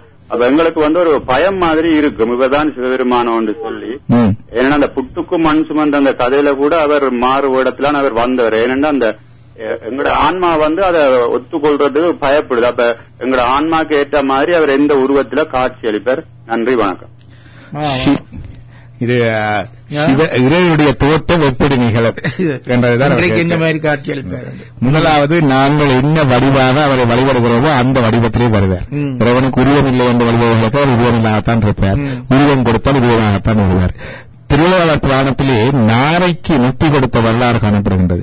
நாரைக்கு ஒரு ஈகிரட்டுக்கு அந்த நாரை மரத்திலே இருந்தபோது முனிவர்கள் இந்த மதுரையிலே இருக்கின்ற சோமசுந்தர கடவுளுடைய பெருமையை பற்றி கூறுவதை கேட்டு அந்த அதனால ஈர்க்கப்பட்டார்கள். முற்பிறப்பு புண்ணிய பலன் ஈர்க்கப்பட்டு இந்த மதுரைக்கு வந்து அங்க இருக்கிற பொத்தாமரை குளத்திலே நீராடி வழிபட்டு வர இறைவன் நாரைக்கு காட்சி கொடுக்கிறார். நாரை எல்லாம் கோவிலுக்குள்ள கற்பகிரகத்துக்கு போயிடலாம், அதுக்கு அங்க இந்த மாதிரி இருக்கணும் தெரியாது. ஆனால் இறைவன் காட்சி கொடுத்த போது திருவிழாத்தில் வருகின்றது. நாரை என்ன வடிவத்திலே இறைவனை வணங்கி நின்றதோ அந்த வடிவத்திலே இறைவன் காட்சி கொடுத்தான். அது ஒன்று. பன்றிக் குட்டிகளுக்கு இறைவன் பால் கொடுத்ததெல்லாம் ஒன்று. அங்கே இறைவன் தாய் பன்றியாக வந்தான். இதுக்கு பன்றி அந்த பிஜாவர் வேற. அப்ப அந்த வழிபாடு கொண்டு இருக்கின்றது. அதே மாதிரியாக இது நடைமுறை விளக்கம். தத்துவ விளக்கம் என்று கேட்டால், இந்த நாங்கள் இருக்கின்ற உலகத்திலே எங்களுக்கு 3 விதமான ஆன்மீக மாசுக்கள் இருக்கின்றன. இது தத்துவத்திலே என்னுடைய ஆணவம் என்றால் ஈகோ அல்ல, என்னுடைய டார்க்னஸ் ஆஃப் இக்னோரன்ஸ் என்று சொல்வார்கள். என்னுடைய ஆன்மாவை அணுத்தன்மையாக சிறுமைப்படுத்தி சிறைப்படுத்தி வைத்திருப்பது ஆணவம். அந்த ஆணவம் இருக்கின்றது. கர்மம், என்னுடைய கர்ம மூட்டை இருக்கின்றது. மாயையும் இருக்கின்றது. இந்த 3 மனங்களும் உடையவர்கள் தான் நாங்கள். எங்களை சொல்லுவார்கள் சகலர் உண்டு. நாங்கள் இருக்கின்ற இந்த 24 விதமான தத்துவ உலகங்கள் அந்த தொகுதிகள் எல்லாம் அதுக்குதான் இருக்குது. இங்கே இருக்கிற ஆட்களுக்கு இறைவன் வந்து மானுட சட்டை தாங்கி வருவார். மானுடாகத்தான் வருவார். வேற வடிவம் இல்ல, மானுடாகத்தான் வருவார். இதிலே இந்த மாயை என்பது போய் இந்த ஆணவன் கண்ணன் மட்டும் இருக்கிற ஆட்கள் சொல்லுவார்கள் பிரளயாகலர் உண்டு. இந்த பிரளயாகலருக்கு இவர்கள் இருக்கின்ற உலகமே வேறு. அந்த உலகங்களில் இறைவனவர்களுக்கு வரும்போது நீங்க சொன்ன நீலகண்டன், மான், மலை என்ற 4 கரம், சடைமுடி, கங்கை, சந்திரன் அந்த வடிவத்திலே தோன்றுவார். இது அந்த ஆன்மாக்களுக்கு. விஞ்ஞான கலர் என்று ஆணவமனம் மாத்திரமுடைய ஆன்மாக்கள், இவர்கள் சுத்தமான நிலையில் வசித்தவர்கள், அந்த பயிர்களில் இருப்பவர்களுக்கு இறைவன் உள்ளுக்குள்ளேயே தோன்றுவான். நிறுவனங்கள் இருந்து நெருப்பு மாற மாறி அதை உள்ளுக்குள்ளேயே தோன்றுவான். இது அங்கே இருக்கின்றது. ஆனால் இந்த 3 வகையான ஆன்மாக்களையும் சில பேர் இங்கே வந்து பிறப்பார்கள் பக்குவ நிலைத்தினால. உதாரணமாக சம்பந்தர் வந்து பிறந்தார். சம்பந்தர் சாமசுத்தர் என்று சொல்லுவார்கள். ஏற்கனவே இவர்களெல்லாம் முடித்தவர். அவர் வந்தபோது அவருக்கு இந்த கட்டுப்பாடு இல்லை. அவருக்கு இறைவன் எப்படி தோன்றினான் அவரே சொல்லுகின்றாரு. போருடைய சுவியன் விடையேறி ஓர் தூவன் மதிசூடி காடுடைய சுடலை பொடி பூசி என்னுள்ளம் கவர்கள்வன். பாத்தீங்களா? அப்ப அவர் வந்து 2வது வர்க்கத்தை சேர்ந்த ஆன்மா வர்க்கத்திலிருந்து அவர் வந்திருக்கிறார். அப்ப இது வந்து அந்தந்த நிலைகள்ல அந்தந்த இதுல இருக்குது. இதுக்கு எக்ஸெப்ஷன் வந்து அந்த ஆன்மாக்கள் இங்க வந்த பொழுது அந்த நிலையை அடைந்த பொழுது அந்தந்த காட்சிகள் அப்படி தோன்றும். அந்த ஆன்மாக்களுடைய வெளிப்பாட்டை வைத்துக் கொண்டுதான் நாங்கள் இந்த திருவுருவங்கள், இந்த படங்கள் அவற்றை நாங்கள் இங்க வடிவமைத்திருக்கிறார்கள். வெளிப்பாடு அவர்களுக்கு தெரிந்த வெளிப்பாடு உண்மை. அதை வைத்துதான் நாங்கள் பார்க்கிறோம். இப்ப இங்க இன்னொரு 2 பேர் வந்திருக்கிறார்கள். ஒருவருக்கு வணக்கம் சொல்லுங்க. வணக்கம் ஆசிரியர் அவர்களே. என்னன்னா நான் கேட்கிற தனித்திரு, விழித்திரு, பசித்திரு என்று சொல்லும் போது நாங்க கோயில் தரிசனம் செய்கையில் எங்களால தனித்திருக்க முடியாது. அது அந்த நிலையிலே வருபவர்களுக்கு குருமுகமாக சில பேருக்கு தான் நான் சொல்லி இருக்கிறேன். சில சிவராஜர்கள் அவர் எல்லாரையும் கழிச்சு போட்டு தனியாக போயிருந்திருக்கிறார். அவருடைய சீடர்களோடு கூட போயிருந்திருக்கின்றார். அந்த நிலையிலே அது வருகின்றது. அதெல்லாம் ஒரு படிமுறை நிலை. முதலாவது வந்து சின்ன பிள்ளைகள் எல்லாம் கலை நிகழ்ச்சிக்கு போவார்கள், கூட்டு பார்க்க போவார்கள், இரவிலே நாடகம் பார்க்க. அப்படிதான் முதலாவது அட்ராக்ஷன். என்னுடைய ஞான குருவாக வந்த கிருஷ்ணமூர்த்தி ஐயா சொன்னார், அந்த சிவராத்திரியில வந்து நாங்கள் இந்த ஆட்டம் பரமபத ஆட்டம் ஆடுவோம் என்றார். அது இந்த பரமபத ஆட்டம் என்றால் இந்த ஸ்னேக் அண்ட் லேடர். பரமபத ஆட்டம் அது இப்ப ஸ்னேக் அண்ட் லேடர் என்று தான் சொல்லிவிட்டோம். தாயை கட்டி உருட்டி போட்டு ஆடுறதோ 20 ரூபாய் ஆடுவோமா. அதுக்கு பரமபத ஆட்டம் என்ற பெயர் உண்டு. அவங்களுக்கு இருந்த மட்டையிலே இப்ப இந்த பாம்பு ஓணி எல்லாம் இருக்குன்னு அதுக்கு படம் என்னென்று கேட்டால், நீங்க போறீங்க ஒரு தர்ம காரியம் செய்யறீங்க, உடனே ஏணியால ஓடி அந்த மேல போடுவீங்க. அந்த வகைகள் அந்த படத்திலேயே இருக்கு. இடையில போய் நீங்க ஒரு மது வருந்துறீங்க அல்லது ஒரு பாவகாரியம் செய்றீங்க, உடனே பாம்பினதாக கீழே வந்துடுவீங்க. அப்ப அங்க போய் கடைசியில செய்யற இடம் தான் பரமபதம். அப்ப அதுக்கு பேர் பரமபத ஆட்டம். இந்தியாவில் பிறந்து வளர்ந்த கலை. அப்ப அவர்கள் சிவராத்திரியிலே அதை ஆடுகிறார்கள். அது உண்மையில எங்கள் பலருக்கு தெரியாது டாக்டர். இந்த மாதிரியான விஷயங்கள் இப்படியான இது ஸ்னேக் அண்ட் லேடர் ஆங்கிலத்திலே தான் அவர்கள் ஆரம்பித்தார்கள் என்ற மாதிரியான இது பரம பத ஆட்டம். இதுக்குரிய படங்கள் எல்லாம் இந்த அமைப்பிலேதான் பாரம்பரியமாக இருந்து வந்திருக்கிறது. அதிலிருந்து தான் இவர்கள் உருவெடுத்திருக்கின்றார்கள். அப்ப அந்த விதத்திலே விளையாட்டு மூலமாக கூட இதை கணிக்கலாம். அபத்துபூர்வமான புண்ணியங்கள். அந்த வீடன் எப்படி சிவபூஜை செய்தான், அவன் மானுக்காக ஒரு விராணிக்காக காத்துக் கொண்டிருக்கின்ற பொழுது அதே அவரவர் பக்குவ நிலைக்கு ஏற்ற மாதிரி பூஜை வரும். அவனால் நீங்கள் வலிந்து ஒன்றை புகுத்தக்கூடாது, வலிந்து ஒன்றை செய்யக்கூடாது. அது ரெண்டையும் பார்த்துக் கொண்டால் சரி. அதாவது ஓராதே ஒன்றையும் உற்று உண்ணாதே, நீ அவனை பாராதே, பார்த்து அதனை பார். அப்பதான் உண்மையை உன்னபடி பார்க்கலாம். இல்லாட்டி நாங்கள் அதுக்கு ஒரு கவர் போட்டு ஒரு அலங்காரம் போட்டு உண்மையை பிறவாக பார்த்து விடுவாங்க. உங்களுடைய இயல்புக்கு தக்கபடி, உள்ளுக்கு இருக்கிற உண்டுதலுக்கு தக்கபடி. ஆன்மீகம் என்பது உள்ளுக்கு இருந்து வருவது, வெளியில இருந்து புகுத்துவது அல்ல. அதான் இந்த நியதிகள் விதிகளை சொல்ல உங்களுக்கு தேவையானது உங்களுக்குள்ள அப்சர்வ் பண்ணப்படும். அந்த உண்டுதல் வரை நீங்கள் உங்களுக்குள்ள இருந்து செய்வீர்கள். அதுதான் ஆன்மீகம். வணக்கம். வணக்கம். சொல்லுங்கள். வணக்கம். வணக்கம். வணக்கம். நீங்கள் சொல்லுங்கள். ஜாமம் 9 மணிக்கு, 2வது ஜாமம் 11. வணக்கம். வணக்கம். சொல்லுங்க ஐயா. நான் மயிலாகனம். சொல்லுங்க. டாக்டர் லம்புதன் ஐயாவுக்கும் கணேசன் ஐயாவுக்கும் எனது சிவதர்ம நன்றி. நன்றி. நன்றி. சொல்லும் ஐயா. இந்த சிலர் இந்த அநீதியான முறையில பணம் சம்பாதிச்சு தான தர்மம் சொல்லி அவிச்சு கொடுக்கறது இதெல்லாம் செய்யணும். அந்த இதுல நாங்கள் போய் பங்கு வச்சு இதென்றால் அவை இந்த பாவங்கள் செயல் பாவங்கள் எல்லாம் எங்களையும் சாருமோன்னு தான் என்னுடைய கேள்வி. நல்ல ஒரு நல்ல கேள்வி. இன்னைக்கு சிவராத்திரி பற்றி இருந்தாலும் நம்முடைய கேள்வி. அதாவது ஒரு பாவம் செய்பவர்கள், அநீதி செய்பவர்கள் சில காரியங்கள் செய்கின்றார்கள், சில தான தர்மம் செய்கிறார்கள், கோயில் செய்கிறார்கள். அதிலே போய் நாங்கள் பங்கு பற்றினால் எங்களுக்கும் வருமோ ஒரு பொதுவான ஒரு உரை வரும். சொல்வார்கள் வணக்கம் கூடி எல்லாருக்கும் சொல்லப்படாது. நீங்கள் ஒருவரை வணங்கினால் கருத்து அவர் அதுக்கு உரியவரை வணங்க வேண்டும். வணங்கினால் என்ன நடக்கும்? உங்களுடைய பாவங்கள் விலகுகின்றன. உங்களுடைய வணங்குகிறவருடைய பாவங்கள் விலகுகின்றன. அப்ப நீங்கள் விழுந்து வணங்கினால், நீங்கள் விழும்பொழுது உங்களுடைய பாவங்களும் சேர்ந்து விழுகுது. விழும்பொழுது உங்கள் பாவங்கள் விழும்புறையில. அதான் வணக்கம். அது இருக்க வேணும். இப்ப நீங்கள் அதுக்கு தகுந்த ஆளை தகுதியான் வணங்க வேணும். மாறி வணங்கினீங்கள் என்றால் நீங்கள் வணங்க அவருடைய பாவம் உங்கள்கிட்ட வந்துடும். இது உண்மை. அதான் முக்கியம். விளையாட்டு இல்ல. அதான் சொல்லுவார்கள், தம்மையே புகழ்ந்து இச்சை பேசினும் சார்பினும் தொண்டர் தருகிலா பொய்மையாளரை பாடாதே. இந்த பொய்யர்களை போய் புகழ் போடுறது, மாலை போடுறது, புகழ்ந்து பேசுறது, கூட்டம் வைக்கிறது, கொடி போட்டுறது, கோஷம் பேசுறதுல உதவாது. அந்த பாவம் உங்களுக்கு என்ன சேர்ந்துடும். அது உண்டு. அதே மாதிரி இந்த வணக்கம் பெறுபவருக்கு அந்த தகுதி இல்லாவிட்டால், அவருக்கு அந்த இல்லாவிட்டால் அந்த பாவம் அவரை பற்றி கொள்ளும். அப்ப ரெண்டு மனநிலை இங்க முக்கியம் உண்டு. ஆனா இப்படி இல்லாத உரசி பார்த்து கொண்டு விழுந்து விட முடியுமா? அதுக்காகத்தான் சொல்லுவார்கள், நீங்கள் வணங்கும் பொழுது, மற்றவர்களை வணங்குகின்ற பொழுது இந்த வணக்கம் அவர்களுக்கல்ல, அவர்களின் ஆன்மாவுக்கு உள்ளே ஆன்மாவின் எஜமானாக ஜீவன உயிருக்கு உயிராக பரமாத்மாவாக இருக்கிற சிவனுக்கே இறைவனுக்கே என்று சொல்ல வேண்டும். முதல் வணக்கம் உங்கள் முதல் வணக்கம் என்று பாட்டு இருக்கின்றது இல்லையா? அப்ப நான் சிவனேசன் மாஸ்டரை வணங்குகிறேன் என்று சொன்னால் சிவனேசன் மாஸ்டருக்கு உள்ளே இருக்கிற சிவத்தை வணங்குகின்றேன். அப்படிதான் பார்க்க வேண்டும். அது நாங்கள் வணங்கினால் இந்த பாவங்கள் பற்றாது என்றால் சிவனுக்கு நீர போயிடும், அது சிவபுண்ணியமாயிடும். அதே மாதிரியாக எங்களை ஒருவர் வணங்குகின்ற பொழுது எனக்கு நடக்கிறது. நான் வயசிலே சிறியவன், என்னுடைய தொழில் முறை வேறு, இது வேறு வேறு. ஆனால் சில பேருடைய ஆன்மீகம் கதைச்சோன்னு இதை பெரிய ஆள் என்று யோசிச்சுட்டு போராடங்கள் கும்பிடுவார்கள், உபகாரம் வருவார்கள். நினைத்தால் சிவசிவா என்று சொல்லி அந்த வணக்கத்தை எனக்குள்ளே இருக்கிற சிவனுக்குத்தான் அது கொண்டெடுக்க வேண்டும். இல்லாவிட்டால் அந்த பாவம் என்ன செய்யும், நான் தான் கழுவ வேணும். அது இது ரெண்டும் மிகவும் முக்கியம். அதே மாதிரியாக இந்த கோயில் கருணங்கள்லயும் என்னுடைய மனோபாவம் முக்கியம். நீங்க கோயிலுக்கு போறீங்க, உங்களுடைய உறவினர் நண்பர் அழைத்து விட்டார், அவர் பெரியார், அவர் அழைத்துட்டா போக வேணும், பூவாடியோ கோவிப்பார், அவர் போய் முகத்தை காட்டணும். அப்படி எல்லாம் மிச்சு போனா அவருடைய பாவ புண்ணியங்கள்ல உங்களுக்கு பங்குண்டு. நீங்கள் போறது சிவனை வழிபட இறை வழிபட இது ஒரு சந்தர்ப்பம், இது ஒரு சூழ்நிலை.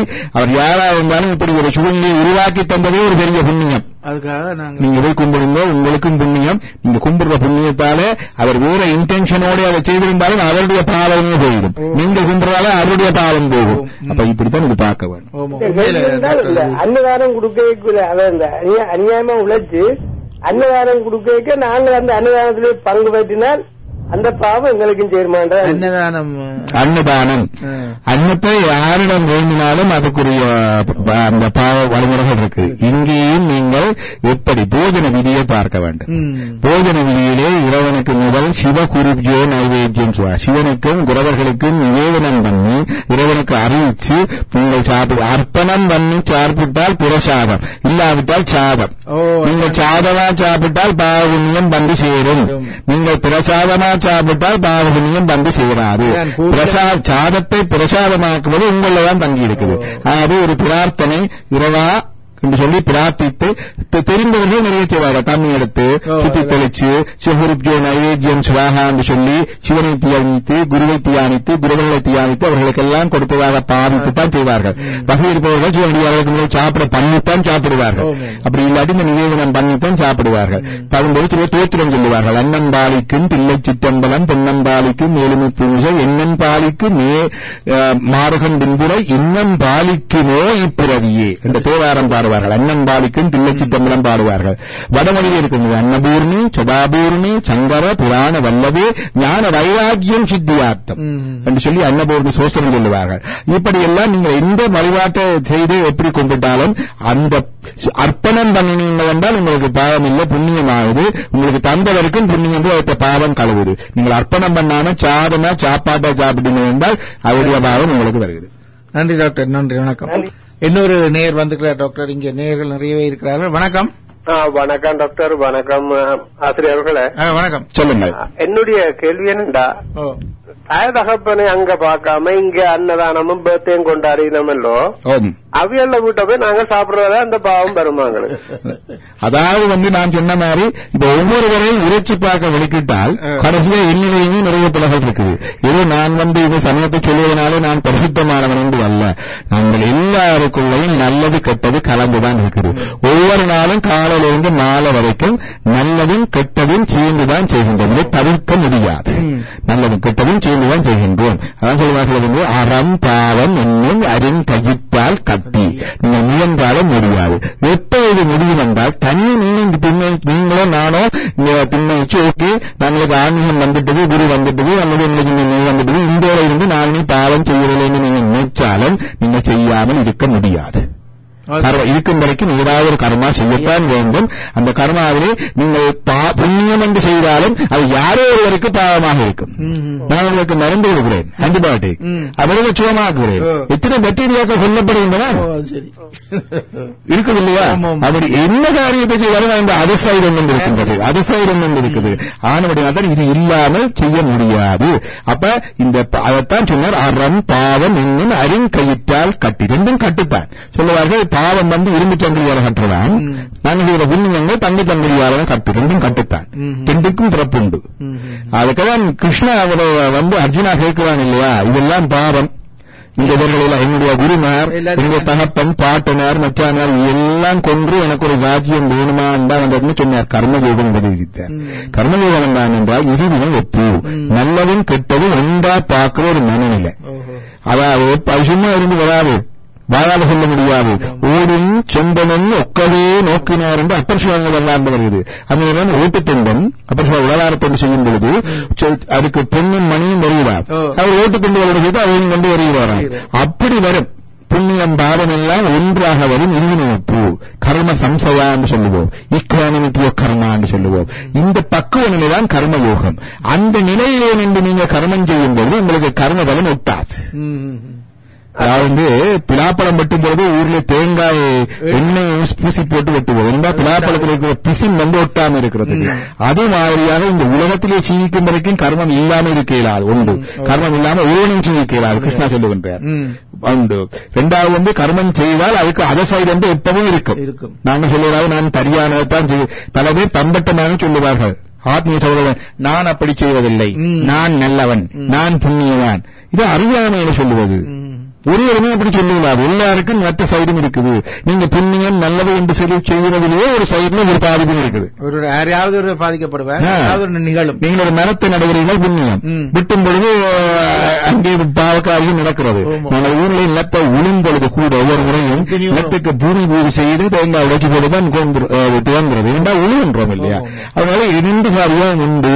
ஆனா இந்த நிலைக்கு வருவதற்கு இறைவனுக்கு வருவதற்கு அந்த சைவ படிமுறையின்படி வர வேண்டும்.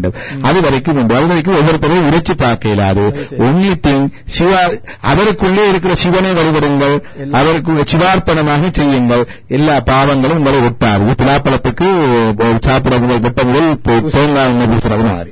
நன்றி டாக்டர். இன்னொரு நேர் வந்து நேர் நிறைவே வருகிறார்கள். வணக்கம். வணக்கம். சொல்லுங்கள். வணக்கம் ஐயா, இருவருக்கும் வணக்கம்.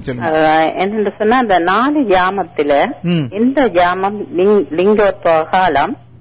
அடுத்தது இன்னொரு கேள்வி, இந்த மகாபாரதம் சைவ சமய இதுகளை ஆங்கில வீடியோ கெசட்டிய நாங்க எங்க வாங்கலாம் பிள்ளைகளுக்கு கொடுக்க?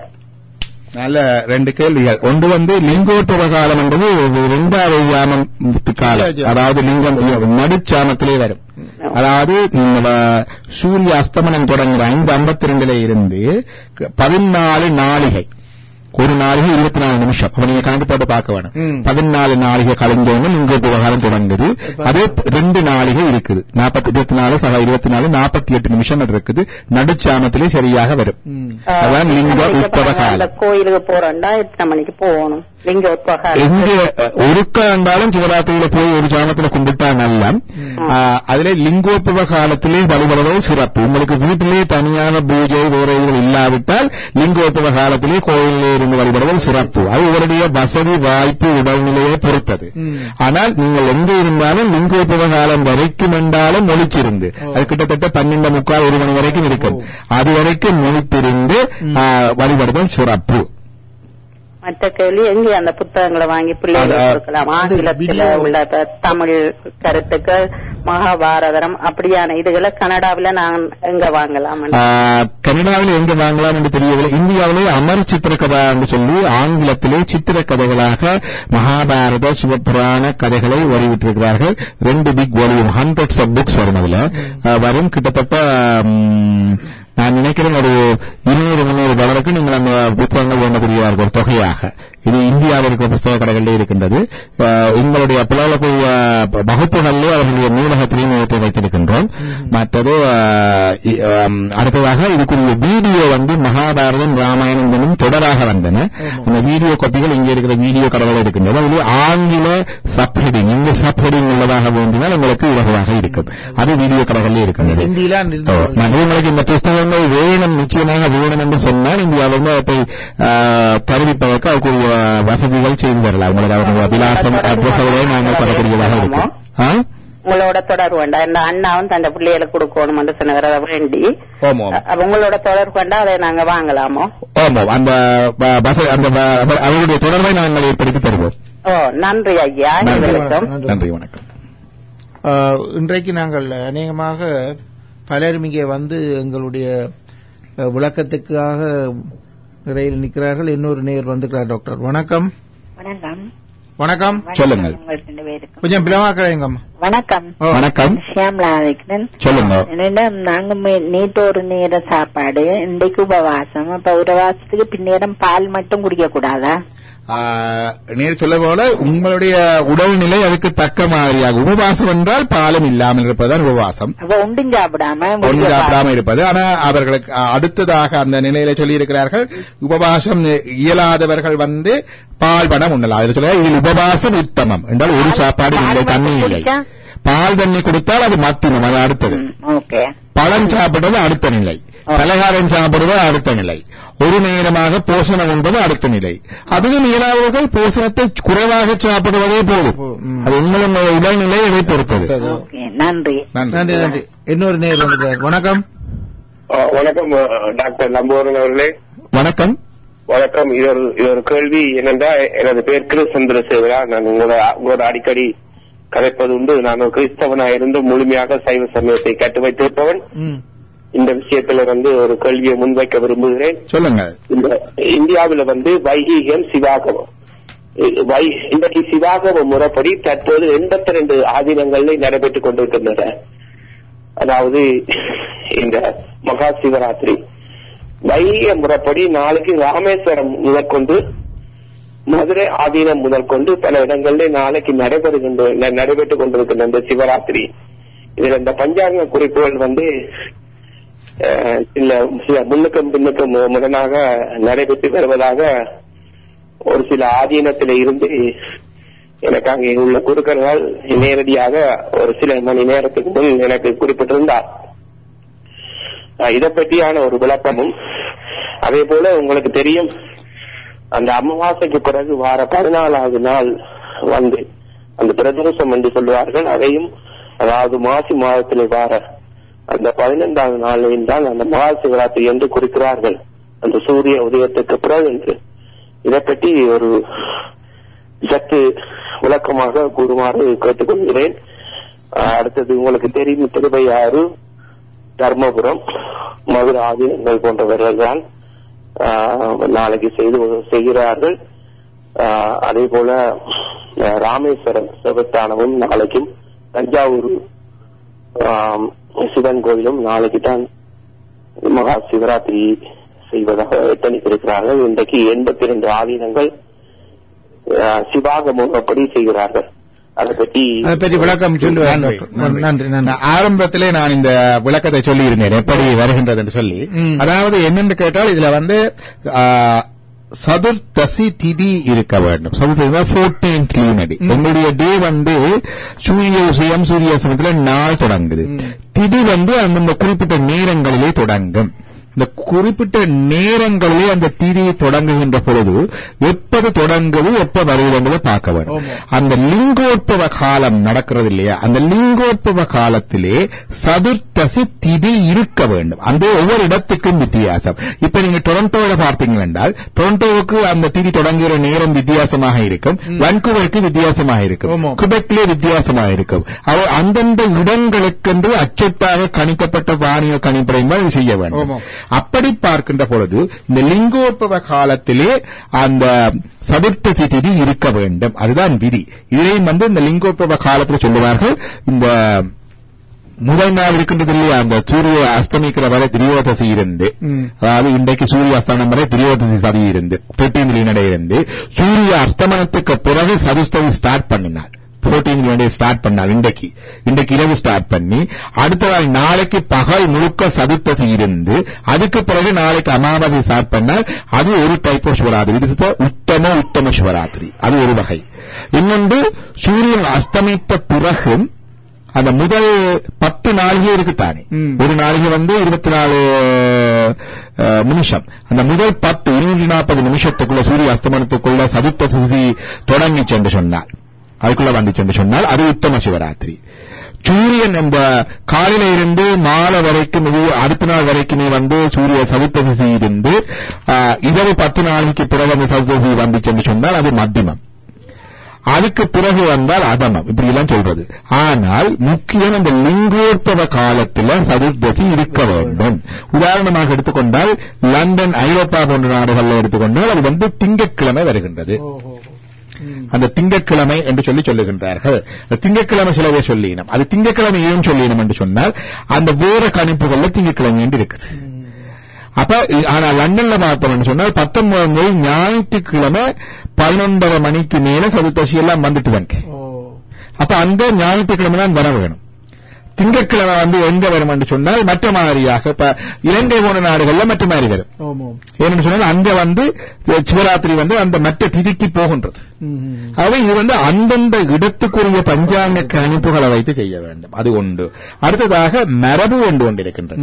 அதாவது யாழ்ப்பாணத்துக்கு ஒரு மரபு இருக்கின்றது. எங்களுக்கு அகோர சிவாச்சாரியார் பட்டதி, அதுதான் எங்களுடைய மரபு. தென்னிந்தியாவிலே பொதுவாக சோமசம்பு சிவாச்சாரிய பட்டதி அந்த மரபு. வட இந்தியாவிலே அந்தந்த மரபு இருக்கின்றது. எங்கள் மரபு மரபிலே என்னென்ன மரபு இருக்கோ அதைத்தான் பின்பற்ற வேண்டும். போன இடம் வந்தது. சில பேர் லூன மந்த்ல தான் சிவராத்திரி கொண்டாடுற மரபு சில இடங்களிலே இருக்கின்றது. ஆகவே இதில் ஒன்றும் கான்ஃபிளிக்ட் கிடையாது. எங்கள் மரபிலே எப்படி செய்தது, எங்களுடைய பாட்டன் பூட்டன் முப்பாட்டன் கொப்பாட்டன் எப்படி செய்து வந்தார்களோ அதை நாங்கள் செய்கின்றோம். எங்களுக்கு அடுத்தவர்கள் எப்படி செய்து, இப்ப இன்டர்நெட் யுகம் வந்து விமான தகவல்களும் இமெயிலும் வெப்சைட்டும் வந்தோன்னு நாங்கள் டெலிபோன் எடுத்து அங்கே இருந்து இங்க வச்சு வேற அப்படி எங்களுடைய முப்பாட்டன் கொப்பாட்டன் எப்படி செய்தார்களோ எப்படி கணித்தார்களோ அந்த முறைப்படி எங்களுக்கு சிவராத்திரியை நாங்கள் செய்து கொண்டால் சரி. அடுத்தவர்கள் ஏன் அப்படி செய்வார்கள் என்று விளங்கிக் கொள்ளலாம். ஆனால் தவறு இல்லை, அது அவர்களுடைய சம்பிரதாயம். குறை கூறுவது நல்லதல்ல. இன்றைய நிகழ்ச்சியை நாங்கள் நேரம் அண்மித்து விட்டபடியால் இன்றைக்கு இதோடு முடித்துக் கொள்ள வேண்டும். டாக்டர், வழங்க போல நமது பிள்ளைகளுக்குரிய நிகழ்ச்சிகள் வகுப்புகள் இன்றைக்கு நடைபெற இருக்கின்றன. அதே மாதிரியாக பெரியவர்களுக்குரிய சிவராத்திரி சிறப்பு நிகழ்ச்சியும் இன்று நடைபெற இருக்கின்றது. ஆகவே எங்களுடைய வளமையான இடம் அங்கே அவர்கள் வந்து கலந்து கொள்ளலாம். மெய்யகம் இலக்கம் 5637 யூனிட் நம்பர் 3A அந்த வகுப்புகள் நடைபெறுகின்றன. நீங்கள் உங்களை அடுத்த வாரம் சந்திக்கும் முறை வணக்கம் கூறி விடைபெறுகின்றேன். நன்றி, வணக்கம். நன்றி, வணக்கம். அடுத்த வாரம் சந்திப்போம்.